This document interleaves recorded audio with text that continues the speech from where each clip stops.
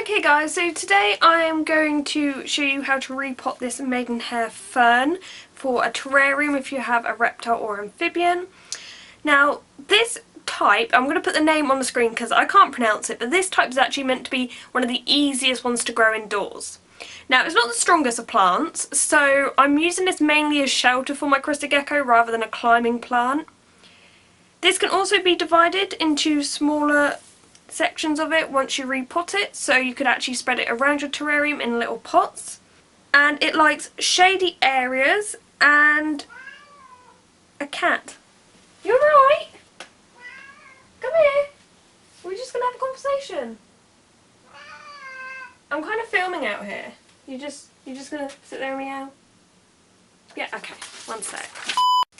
So yeah, this particular plant likes to be in shaded spaces and to be kept quite moist.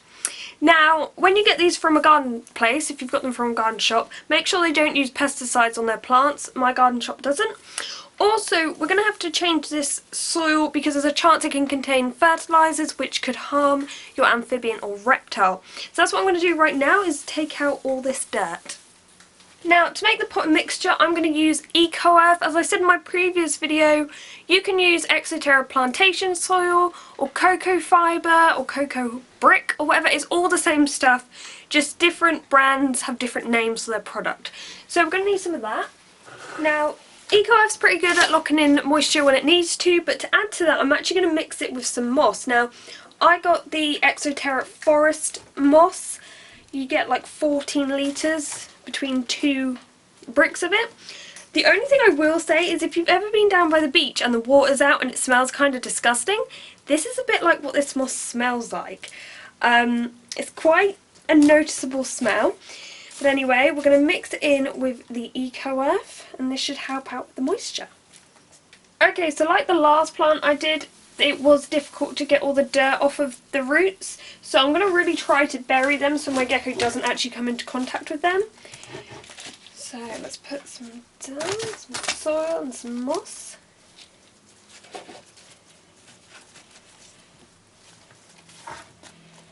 And try to bury this quite low down.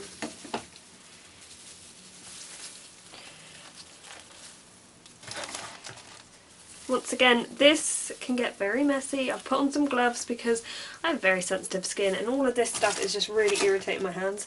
So I was like, okay, I'm going to put some gloves on.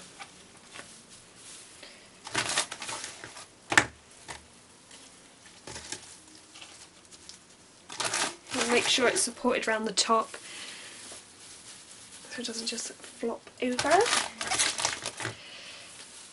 Now, I'm putting this in just an ordinary pot because where it's going to be quite low down in my tank because it likes shaded areas, I'm hoping that the driftwood and that will actually disguise the pot. And if not, then I'm going to use the Exoterra Fern panels to maybe wrap around it. And that usually grows moss, so that would be quite nice. Okay, so that's us done. As you can tell, I've made a massive mess, but now it's safer for your pet. Now you can put some of these directly in the soil that's in a terrarium, although I've done this a day or two before I actually do up the terrarium because I think if you're going to move it, some plants can actually die of shock when you move it, and the last thing I want is to be planting all of this in the terrarium, making it look nice, and then it die the next day. So this is really a tester to see how well it gets on before putting it in the terrarium.